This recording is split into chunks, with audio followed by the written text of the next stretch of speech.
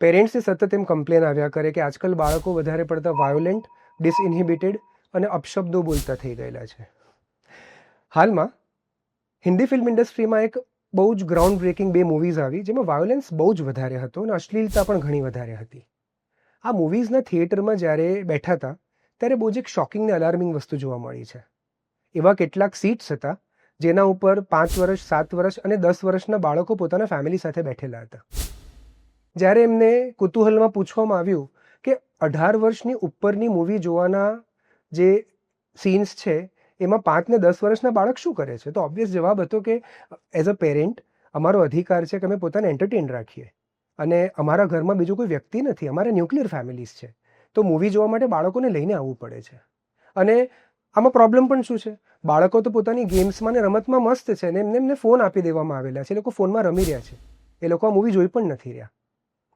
સાયકોલોજીનો principal કહે છે કે બાળકો જ્યારે કોઈ વસ્તુ નથી જોઈ રહ્યા ત્યારે એ પોતાની સેન્સીસમાં સબકોન્શિયસલી સામે ચાલતી વસ્તુને પોતાના સબકોન્શિયસ માઇન્ડમાં ઇનડાયરેક્ટલી સ્ટોર કરે છે. ઘણી બધી વાર તમે તમારા ઘરમાં ટીવી ચાલતું હોય અથવા તમે આવા થિયેટર્સમાં બાળકોને લઈ જાઓ જેમાં એક્સપ્લિસિટ કન્ટેન્ટ અથવા તો વાયોલેન્ટ કન્ટેન્ટ ચાલતું હોય, બાળક ભલે એને જોતું ના હોય, એને સાંભળે છે અને એનાથી ઊભા થતા ટેરરને ફીલ કરી શકે છે.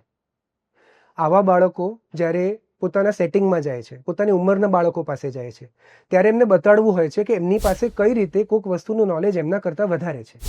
એક બાળક જ્યારે કોઈક વસ્તુ જુએ કે શીખે છે ને તો એને રિક્રિએટ તરત કરવા જોઈએ છે, કારણ કે એનું મન ચંચળ હોય છે અને એનામાં પેલી પાતળી રેખા સમજ શક્તિની હોતી નથી કે કેટલીક વસ્તુ એન્ટરટેનમેન્ટ કહેવાય અને રિક્રિએટ ન કરી શકાય, કેટલીક વસ્તુ બિહેવિયર કહેવાય એને આપણે કંટ્રોલ કરવું પડતું હોય છે.